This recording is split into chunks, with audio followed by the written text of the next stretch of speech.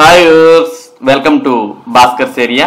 ఈ రోజు ఉన్నటువంటి విద్య మరియు ఉద్యోగ సంబంధిత సమాచారంలోకి వెళ్తే ఎస్సీ గురుకుల పాఠశాలల్లో మరి ఒప్పంద విధానంలో పనిచేస్తున్నటువంటి ఉద్యోగులు మా ఉద్యోగాలు ఉంటాయా ఊడతాయా అనే సందేహంతో ఉన్నట్టు మనం ఇక్కడ సమాచారాన్ని చూస్తూ ఉన్నాం. మా ఉద్యోగాలు ఉంటాయా ఊడతాయా?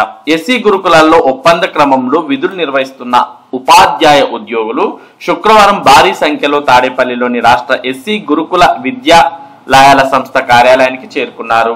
ఒప్పంద ఉద్యోగుల వాట్సాప్ గ్రూప్ లో వచ్చిన ఓ వార్త వారందరినీ కదిలించింది. ఎక్కడ ఉద్యోగాలు ఉడతాయో అని అటు శ్రీకాకుళం నుంచి ఇటు చిత్తూరుకు చెందిన ఉద్యోగులు కడు దూరం నుంచి గురువారమే బయలుదేరి శుక్రవారం ఉదయానికి కార్యాలయానికి చేరుకున్నారు. శాంతియుతంగానే తమ అభ్యర్థులను చెప్పేందుకు వారు వచ్చిన సందర్భంగా కార్యాలయం వద్ద కొంతమేర ఉద్రిక్త పరిస్థితులు నెలకొన్నాయి.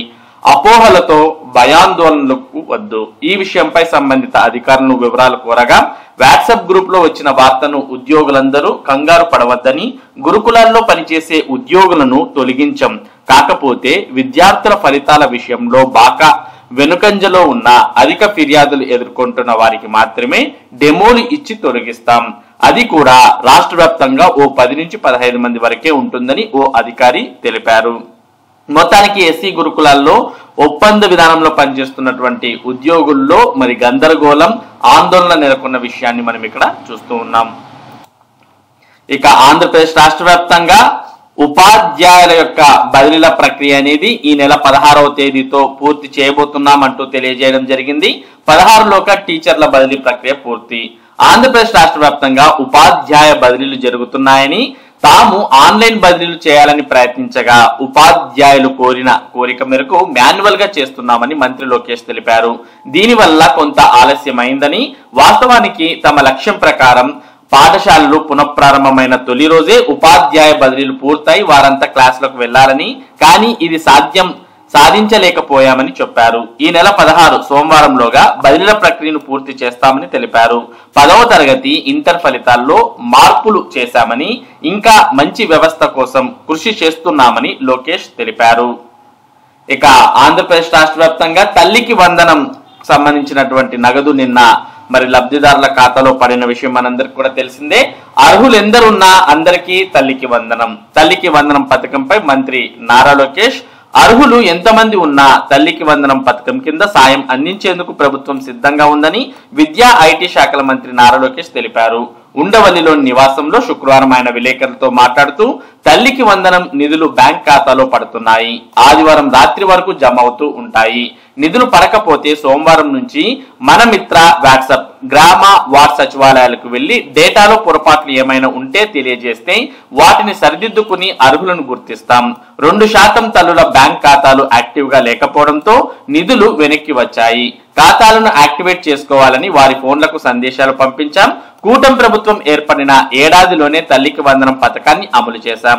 1వ తరగతి ఇంటర్మీడియట్ మొదటి ఏడాదిలో చేరే విద్యార్థులకు జూలైలో అమలు చేస్తాం. తల్లులు లేని పిల్లలుంటే వారికి తండ్రి లేదా సంరక్షకుల ఖాతాలో జమ చేస్తాం.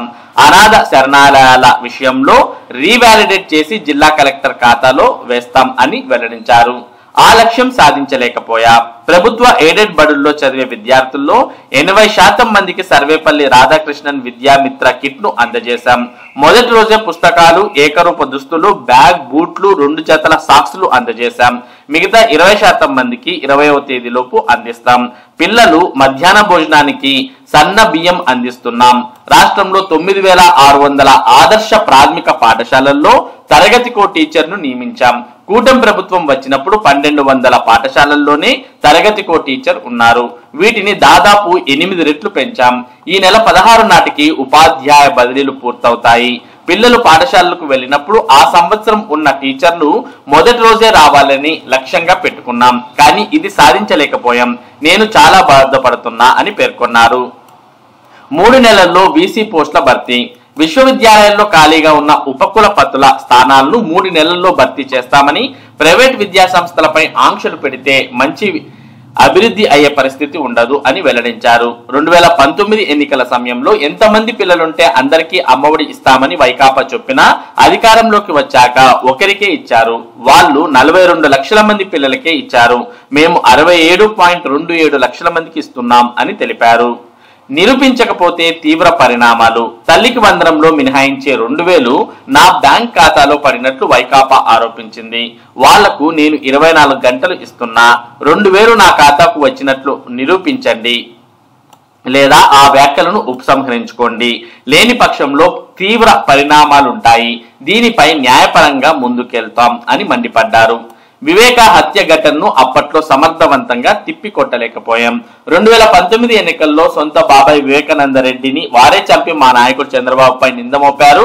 మేం ఆనాడు సమర్థవంతంగా తిప్పికొట్టలేకపోయాం. ఈనాడు చెల్లెళ్ళు చెబుతున్నారు. గతంలో పనిచేసిన విద్యాశాఖ మంత్రికి కనీసం బేసిక్స్ తెలియవు. పూర్వ ప్రాథమిక విద్య, ఎల్కేజీ, యూకేజీ పిల్లలకు తల్లికి వందనం వర్తించదు. గత ప్రభుత్వంలో పిల్లల సంఖ్యను ఎక్కువగా చూపించేందుకు 18 ఏళ్ల వారిని పాఠశాలల్లో చదువుతున్నట్లు చూపారు.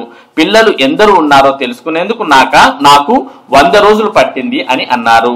తల్లికి వందనం పథకంపై ఆర్థిక మంత్రి పయ్యావుల కేశవ్తో కలిసి సమీక్షిస్తున్న మంత్రి లోకేష్ అంటూ మనం ఇక్కడ చిత్రంలో చూస్తూ ఉన్నాం. ఇక ప్రభుత్వ పాఠశాలల్లో చేర్చాలని కోరుతున్నా, ప్రభుత్వ పాఠశాలల్లో మెరుగైన విద్య అందించే లక్ష్యంతో పనిచేస్తున్నాం. ప్రభుత్వ బడుల్లో మీ పిల్లల్ని చేర్పించాలని తల్లిదండ్రులను కోరుతున్నా. ఏడాది సమయం ఇవ్వండి. ఆంధ్ర మోడల్ ఎడ్యుకేషన్ అంటే ఏమిటో చూపిస్తాం. పుస్తకాల బరువు తగ్గించాం. అందుకే మీ పిల్లలను ప్రభుత్వ పాఠశాలల్లో చేర్పించండి. పిల్లల్ని సరైన దారిలో పెట్టాల్సిన బాధ్యత మాపై ఉంది. ప్రమాణాలు పెంచితే పిల్లలు వస్తారని బలంగా నమ్ముతున్నా. మా ఉపాధ్యాయులపై నాకు విశ్వాసం ఉంది అని తెలిపారు. ఇక ఆంధ్రప్రదేశ్ రాష్ట్ర వ్యాప్తంగా తల్లికి వందనం అనే దానికి సంబంధించినటువంటి నగదు నిన్న లబ్ధిదారుల ఖాతాలో పడడం జరిగింది. ఇంకా రానటువంటి వారు ఎవరైనా ఉంటే మరి మన మిత్ర వాట్సాప్ ద్వారా గానీ లేదా గ్రామ మరియు వార్డు సచివాలయాలకు వెళ్లి పొరపాట్లు ఏమైనా ఉన్నాయా అనేది చెక్ చేసుకోవాల్సిన అవసరం ఉంది. ఇక పిఆర్సీ మీద ఉద్యోగులు బకాయిలు చెల్లించేదెప్పుడు, పిఆర్సీ ఇచ్చేదెప్పుడు అంటూ ప్రశ్నిస్తున్నారు. ఉద్యోగులు ఆందోళనకు గురవుతున్నారు. ఏపీ జేఏసీ అమరావతి రాష్ట్ర అధ్యక్షుడు బొప్పరాజు వెంకటేశ్వర్లు ఉద్యోగులకు బకాయిలు చెల్లించిన అనంతరం పిఆర్సీ గురించి ఆలోచిస్తామని రాష్ట్ర ప్రభుత్వ ఉన్నతాధికారులు చెబుతున్నారు. అసలు బకాయిలు ఎప్పటికీ చెల్లిస్తారు, పిఆర్సీ ఎప్పటికీ అమలు చేస్తారు అని ఉద్యోగులు ఆందోళనకు గురవుతున్నారని ఏపీ జేఏసీ అమరావతి రాష్ట్ర అధ్యక్షుడు బొప్పరాజు వెంకటేశ్వర్లు చెప్పారు. కృష్ణా జిల్లా మచిలీపట్నంలోని రెవెన్యూ కళ్యాణ మండపంలో వివిధ శాఖల ఉద్యోగులు సంఘ నాయకులతో ఆయన శుక్రవారం సమావేశమయ్యారు. ఈ సందర్భంగా బొప్పరాజు మీడియాతో మాట్లాడుతూ ఉద్యోగుల బకాయిలు 1000 కోట్ల పెండింగ్ లో ఉన్నాయని చెప్పారు. బకాయిల కోసం ఉద్యోగులు ఏడాదిగా ఎదురు చూస్తున్నారని తెలిపారు. సీఎం చంద్రబాబు 2014లో 20% ఐఆర్ చెల్లిస్తామని చెప్పి అప్పుడు ఇవ్వలేదని అన్నారు. ఆ తర్వాత ఎన్నికల సమయంలో మాజీ ముఖ్యమంత్రి వైఎస్ జగన్మోహన్ రెడ్డి 27% ఐఆర్ ఇస్తామని చెప్పి ఆయన అధికారంలోకి వచ్చిన తర్వాత చెల్లించారని గుర్తు చేశారు. కొత్త ప్రభుత్వం ఏర్పడి ఏడాది పూర్తయినా ఉద్యోగులకు చెల్లించాల్సిన పే రివిజన్ కమిషన్ పిఆర్సీని నియమించకపోవడం బాధాకరమని అన్నారు. ఉద్యోగులకు బకాయిలు చెల్లిస్తూనే తక్షణమే పిఆర్సీని నియమించాలని డిమాండ్ చేశారు. ప్రభుత్వ శాఖల్లో పర్మనెంట్ ఉద్యోగులు తగ్గిపోతూ అవుట్సోర్సింగ్ ఉద్యోగులు పెరుగుతున్నారని, వారికి ఉద్యోగ భద్రత కల్పించాల్సిన అవసరం ఉందని అన్నారు. మెప్మా సెర్ప్ లో ఎక్కువగా అవుట్సోర్సింగ్ ఉద్యోగులు ఉన్నారని, వారికి హెచ్ఆర్ పాలసీని అమలు చేయాలని డిమాండ్ చేశారు. గ్రామ వార్డు సచివాలయాల సిబ్బంది బదిలీలు, హేతుబద్ధీకరణలో అనేక సమస్యలున్నాయని ఆయన తెలిపారు. ఈ సమావేశంలో AP JAC Amaravati associate president Perraju Phani, ప్రధాన కార్యదర్శి రామ్శెట్ వెంకట రాజేష్ తదితరులు ఈ కార్యక్రమంలో పాల్గొన్నారు. మరి ఇవి ఈ రోజు ఉన్నటువంటి ముఖ్యమైన విద్య మరియు ఉద్యోగ సంబంధిత సమాచారం. ఇటువంటి ముఖ్యమైన సమాచారాన్ని భాస్కర్స్ ఏరియా మీకు అందిస్తూ ఉంటుంది.